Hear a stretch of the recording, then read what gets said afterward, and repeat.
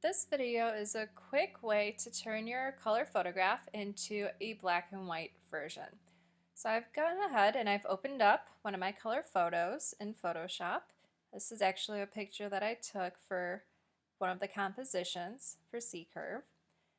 And what I'm going to do is first convert it to grayscale. So when I convert it to grayscale, I'm going to be taking all of the color out and leaving just the black, white, and gray.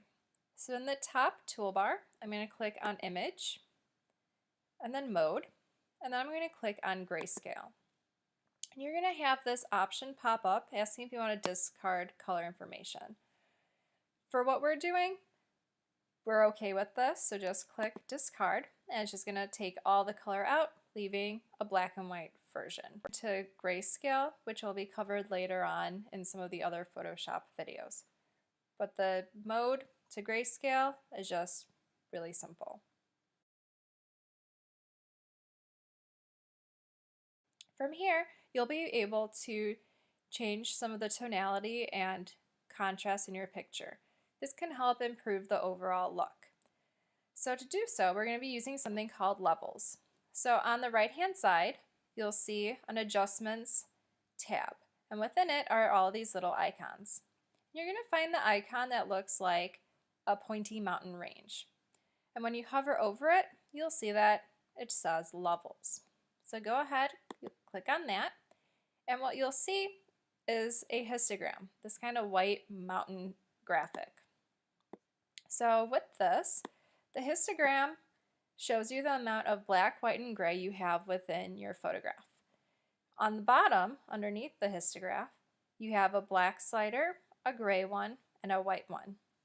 And depending on how much graph is above it, shows how much of that tone you have. So these sliders move back and forth. So if I click on the white slider and move it to the left, you'll see that my image starts to get more and more of the white value. If I take the black slider and move it to the right, I'm going to get more and more of the black. And then the gray one, if I move it to the left or to the right, kind of makes the picture a little bit darker or lighter and adjust some of the gray. So there's no perfect formula for adjusting your levels. Each photograph is very different, so you just have to play with the sliders and see what looks best. One of the rules of thumb is to move the white and black sliders to the bottom of the first big slope.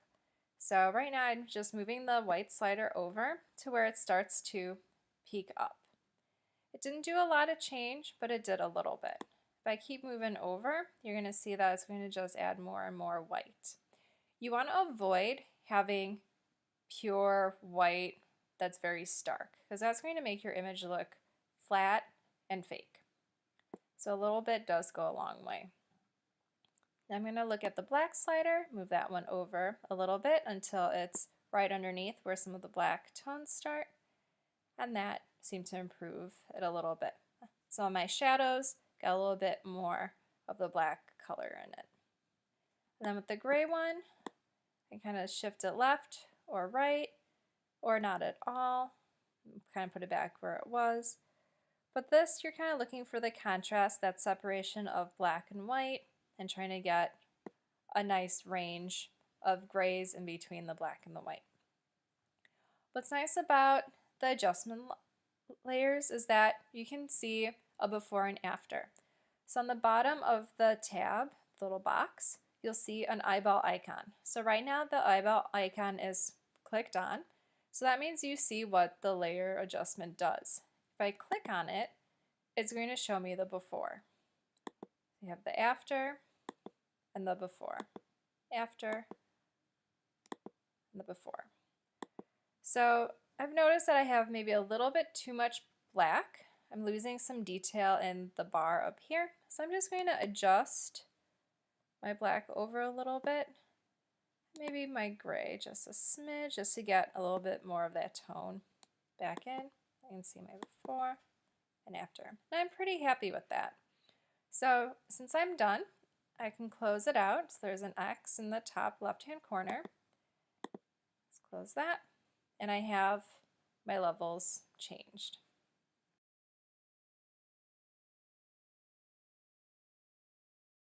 Now that I have my image converted into grayscale, I can turn it into a transparency negative.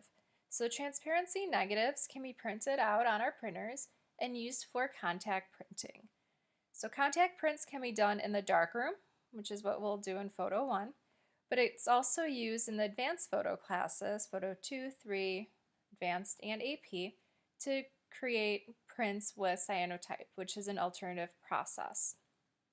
So, but in order for this to be a true negative, we have to invert our colors, meaning that what is black in the picture needs to be white, and what's white in the picture needs to be black. So this will look just like the film negatives that you'll be working with in the darkroom. So in order to invert my image, first I need to flatten my layers. So on the right side, under layers, you'll see that we have two different layers. We have the original background, and then we have one for the levels that we were adjusting. What we want to do is combine the two, flatten them out. So in the top toolbar, I'm going to go into Layer, and then scroll all the way down to Flatten Image. And what this does is it sandwiches all the layers together into one. So you can see now that all I have is my one layer labeled background. From here, I'll be able to easily invert my colors. So to do that, I'll go to Image, Adjustments, and then click on Invert. You can see that it completely swapped everything out.